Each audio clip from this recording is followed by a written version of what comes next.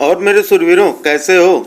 हम तैयारी कर रहे हैं Jawahar Navodaya Vidyalaya entrance exam class 9th की, और इस समय हम पढ़ रहे हैं लास्ट टाइम बूटसअप, है ना। बूटसअप नहीं, बूस्टअप, है ना। क्योंकि अब एग्जाम के टाइम आपके बहुत ही कम बचे हैं, तो इसलिए अब जल्दी जल्दी हम लोगों को क्वेश्चन की अपनी प्रैक्टिस करनी है कि कितने ज़्यादा से ज़्यादा क्वेश्चन हमारे तैयार हो जाएं, या फिर हम लोग इस सीरीज से ये पता करेंगे कि अभी आपकी तैयारी कितनी हुई है और कितनी अभी बाकी। तो आज की क्लास में विज्ञान के 10 अति महत्वपूर्ण प्रश्न हैं। बेसिकली ये क्लास हिंदी मीडियम के लिए है, लेकिन हिंदी मीडियम के बच्चे अगर टेस्ट देंगे तो उनको भी समझ में आ जाएंगी चीज़ें कि क्वेश्चन का क्या मतलब है। हर क्वेश्चन के लिए आपको आंसर देने के लिए 10 सेकंड का टाइम मिलेगा। आप अपने आंसर लाइव चैट में दीजिएगा, और साथ ही साथ जब लास्ट में आपके 10 क्वेश्चन कंप्लीट हो जाएं तो कमेंट बॉक्स में आकर ये बताइएगा कि 10 में से आपके कितने क्वेश्चन सही हुए। ठीक है, तो चलो फिर आज का हम शुरू करते हैं आज की क्लास। लेकिन आज की क्लास शुरू करने से पहले आज का video like target 150 plus likes का है, तो सभी लोग भाई अभी तक जिन्होंने लाइक नहीं किया वो लाइक कर दें, ताकि जल्दी से हम लोग 150 प्लस तक पहुंच जाएं। और जो बच्चे चैनल पे नए हैं वो चैनल को सब्सक्राइब कर बेल आइकन को प्रेस कर लें, ताकि उन्हें हमारे हर क्लास की नोटिफिकेशन मिलती रहे। साथ ही साथ अपना एक दूसरा चैनल है पढ़ लिया, जिस पर हम लोग इस समय इंग्लिश ग्रामर पढ़ रहे हैं, और उसके बाद अप्रैल से हम 6 to 10 के एकेडमिक बैच के एनसीईआरटी मैथ साइंस इंग्लिश शुरू करेंगे। तो वो चैनल भी आपके लिए बहुत ही इंपॉर्टेंट है, तो जो उसका भी लिंक डिस्क्रिप्शन में जाकर उसे भी सब्सक्राइब कर लीजिए। तो चलो फिर हम आज के क्लास शुरू करते हैं, और आज का हम पहला क्वेश्चन लेके आते हैं।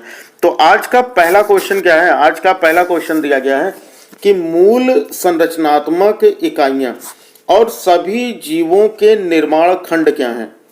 मतलब कहने का मतलब ये है कि जितनी भी चीज़ें बनी हुई हैं या सभी जितने भी लिविंग थिंग्स हैं, उन सभी के मतलब उन सब की शुरुआत किससे होती है, उनकी शुरुआत किससे होती है। ठीक है, तो आपके ऑप्शन ए है ऊतक यानी कि टिश्यू, बी कोशिका सेल, सी है अंग यानी कि बॉडी पार्ट्स, या फिर डी है इनमें से कोई नहीं। और आपका समय शुरू होता है अब।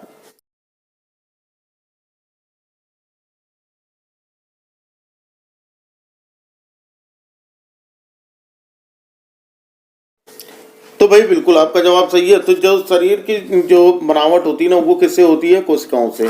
तो यहाँ पर शरीर किससे बनता है? कोशिकाओं से बनता है। तो जिन शरीर में अलग अलग अंगों का विभाजन नहीं होता है उन्हें हम एक कोशिकीय जीव कहते हैं। यानी एक कोशिकीय जीवों में शरीर के अंगों का विभाजन नहीं होता, मतलब उनके अलग अलग अंग नहीं होते हैं। और जो बहुकोशिकीय जीव होते हैं उनके शरीर जो होते हैं, उनके शरीर के जो पार्ट्स होते हैं, उनके बॉडी पार्ट्स होते हैं, वो अलग अलग भागों में डिवाइड होते हैं। ठीक है, चलो फिर हम आते हैं अगले अपने दूसरे क्वेश्चन पर। तो दूसरा क्वेश्चन हमारा क्या दिया गया है कि कोशिका किसके द्वारा खोजा गया था। और दूसरा क्वेश्चन है कि कोशिका किसके द्वारा खोजा गया था। हमारा ऑप्शन ए है रॉबर्ट ब्राउन, बी है स्टुअर्ट हुक, सी है रॉबर्ट हुक, या फिर डी है इनमें से कोई नहीं। और आपका समय शुरू होता है अब।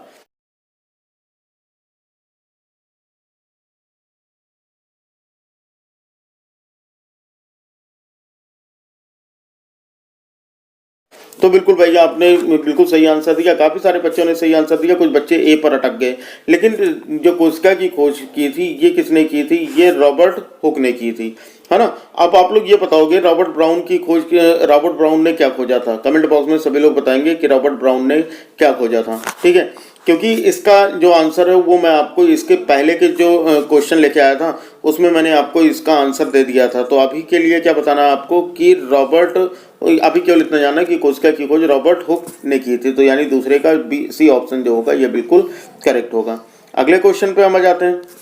अगला क्वेश्चन दिया गया क्वेश्चन नंबर 3 कि उन जीवों का नाम लें जो एक कोशिका से बने होते हैं। अभी मैंने पहले क्वेश्चन पे एक्सप्लेन किया था, है ना। जिन बच्चों को पता है वो तो ठीक है, जिनको नहीं पता था उनके लिए मैंने पहले ही क्वेश्चन में एक्सप्लेन कर दिया था ना। मतलब उन जीवों के नाम बताने हैं जो एक कोशिका से बने होते हैं। तो आपके ऑप्शन है ए, उन्हें क्या कहते हैं? एक कोशिकीय जीव, बी बहुकोशिकीय जीव, सी ये दोनों, या फिर डी इनमें से कोई नहीं। और आपका समय शुरू होता है अब।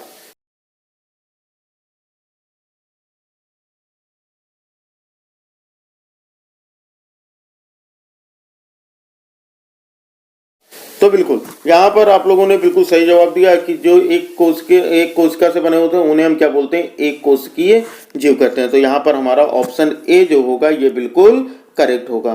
ठीक है, अगले क्वेश्चन पे हम पहुंचते हैं।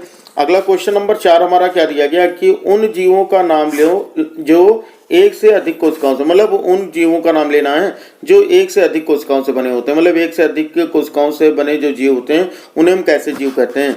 ए है एक कोशिकीय जीव, बी बहुकोशिकीय जीव, सी ये दोनों, या फिर डी इनमें से कोई नहीं। और आपका समय शुरू होता है अब।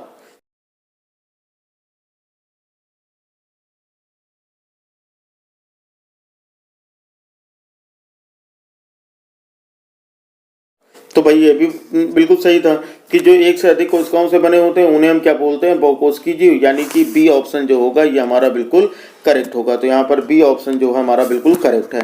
चलो भाई अगले क्वेश्चन पे हम आ जाते हैं। अगला क्वेश्चन क्या दिया गया, अगला क्वेश्चन दिया गया है कि अमीबा किसका एक उदाहरण है। अमीबा किसका एक उदाहरण है। ए एक कोशिकीय जीव का, बी बहुकोशिकीय जीव का, सी स्थैतिक जीव का, या फिर डी इनमें से कोई नहीं। और आपका समय शुरू होता है अब।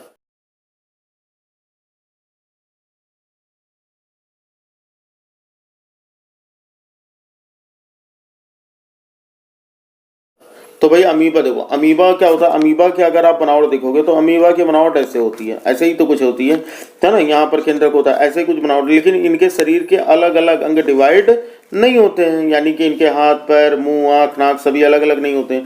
तो इसका मतलब ये कैसे जीव हुए, एक कोशिकीय। अगर सभी जीवों में अलग अलग अंग डिवाइड हो, है ना, तो वो बहुकोशिकीय जीव होते हैं। तो ये कैसे अमीबा कैसा जीव है, अमीबा एक कोशिकीय जीव है।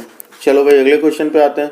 अगला क्वेश्चन देखो, गाय किस, मतलब गाय किसका एक उदाहरण है, मतलब गाय कैसा जीव है ये बताना है। ठीक है, गाय कैसा जीव है, जैसे अमीबा के बारे में हमने देखा वैसे ही गाय के बारे में बताओ। तो यहाँ पर हमारे ऑप्शन ए है एक कोशिकीय जीव, बी बहुकोशिकीय जीव, सी स्थैतिक जीव, या फिर डी इनमें से कोई नहीं। गाय कैसा जीव है, और आपका समय शुरू होता है अब।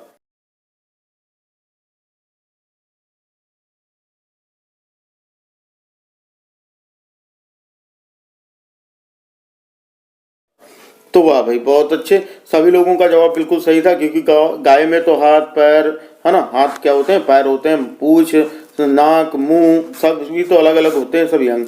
तो इसका मतलब कैसा जीव है, बी बहुकोशिकीय जीव है। गाय कैसा जीव है, एक बहुकोशिकीय जीव है। चलो भाई अगले क्वेश्चन पे हम आते हैं। अगला क्वेश्चन हमें क्या दिया गया है, अगला क्वेश्चन दिया गया है कि उन कोशिकाओं का नाम बताएं जिनमें पूर्ण विकसित परमाणु झिल्ली नहीं होती है। उन कोशिकाओं का नाम बताना है जिनमें पूर्ण विकसित परमाणु झिल्ली नहीं होती है। तो आपके ऑप्शन है ए प्रोकैरियोटिक कोशिकाएं, बी है यूकैरियोटिक कोशिकाएं, सी है सहजीवी कोशिकाएं, या फिर डी है इनमें से कोई नहीं। और आपका समय शुरू होता है अब।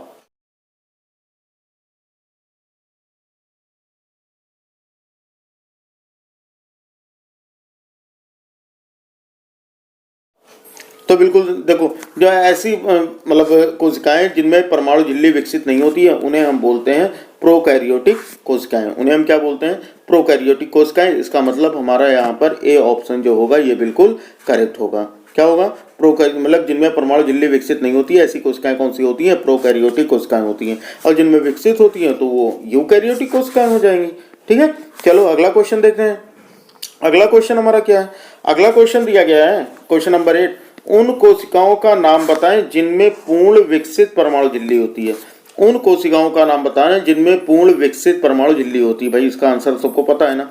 तो ऑप्शन ए है आपका प्रोकैरियोटिक कोशिकाएं, बी है यूकैरियोटिक कोशिकाएं, सी है सहजीवी कोशिकाएं, या फिर डी इनमें से कोई नहीं। और आपका समय शुरू होता है अब।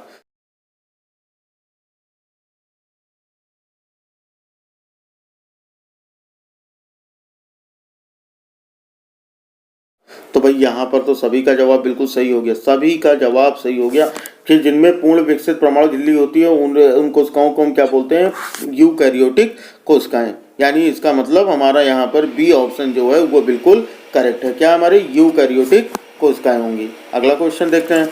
अगला क्वेश्चन हमें दिया गया है कि कोशिका झिल्ली और नाभिक झिल्ली के बीच मौजूद जेली जैसे पदार्थ का को क्या कहते हैं।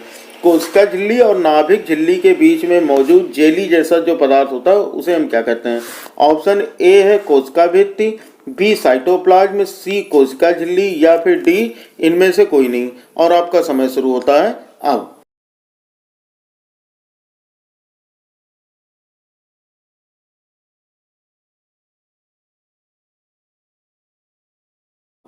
तो भाई देखो, कोशिका झिल्ली और नाभिक झिल्ली के बीच में, कोशिका झिल्ली और नाभिक झिल्ली के बीच में जो पदार्थ भरा होता है उसे हम बोलते हैं साइटोप्लाज्म। ठीक है, क्या होता है, जो पदार्थ भरा होता है उसे जेली जैसा, उसे हम क्या बोलते हैं, उसे हम बोलते हैं साइटोप्लाज्म। यानी कि यहाँ पर हमारा बी ऑप्शन जो होगा ये बिल्कुल करेक्ट होगा।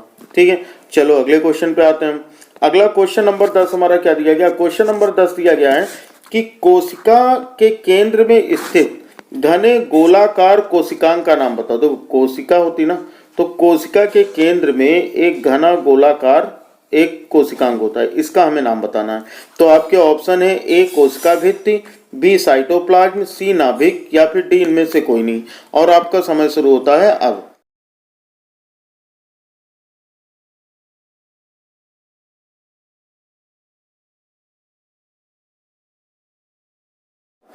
तो भाई बिल्कुल आपका जवाब बिल्कुल सही था। तो ये बिल्कुल केंद्र में जो होते हैं उन्हें हम बोलते हैं न्यूक्लियस यानी कि नाभिक। जो केंद्र के बीच मतलब कोशिका के केंद्र में जो होता है ना गोलाकार जो पार्ट होता है उसे हम बोलते हैं न्यूक्लियस यानी कि नाभिक। यानी हमारा यहाँ पर सी ऑप्शन जो होगा ये बिल्कुल करेक्ट होगा। ठीक है, तो ये थे आज के 10 महत्वपूर्ण प्रश्न। अब क्या आप बताइएगा कमेंट बॉक्स में कि 10 में से आपके कितने क्वेश्चन सही हुए। 10 में से अगर आपके 8 क्वेश्चन सही हुए तो इसे लिखिएगा 8/10, तो मुझे समझ में आ जाएगा भाई कि आपको आपके कितने क्वेश्चन सही हुए और अभी आपको कितने इंप्रूवमेंट की जरूरत है या आपका इंप्रूवमेंट कैसा है। ठीक है, तो चलो फिर उम्मीद करता हूँ वीडियो आपको अच्छी लगी होगी। आज की जो वीडियो का लाइक टारगेट था वो 150 प्लस का था। तो भाई सभी लोग 150 लाइक, जो जिन बच्चों ने अभी तक नहीं लाइक किया है वो लाइक कर दें, और जो बच्चे चैनल पर नए हैं वो चैनल को सब्सक्राइब कर बेल आइकन को प्रेस कर लें ताकि उन्हें हमारे हर क्लास की नोटिफिकेशन मिलती रहे। साथ ही साथ पढ़ लिया का लिंक भी डिस्क्रिप्शन में है जहां पर हम लोग इस समय इंग्लिश ग्रामर पढ़ रहे हैं। आगे चल के हम लोग उसमें क्लास 9th और 10th की मैथ भी पढ़ेंगे। तो उस चैनल को भी जाकर सब्सक्राइब कर लेना। अपने रिलेटिव्स, अपने फ्रेंड्स या भी जो जानने वाले हैं उनको भी भेज देना, क्योंकि उनके घर में भी बच्चे 6 to 10th के तो पढ़ने वाले होंगे ही होंगे। तो सभी की मैथ, इंग्लिश, साइंस वहाँ पर पढ़ाई जाएगी। ठीक है, तो चलो फिर इतना तो कर ही दिया होगा। फिर चलो फिर मिलते हैं, चलो अगली क्लास में। तब तक के लिए पढ़ते रहो। तब तक के लिए जय हिंद, वंदे मातरम।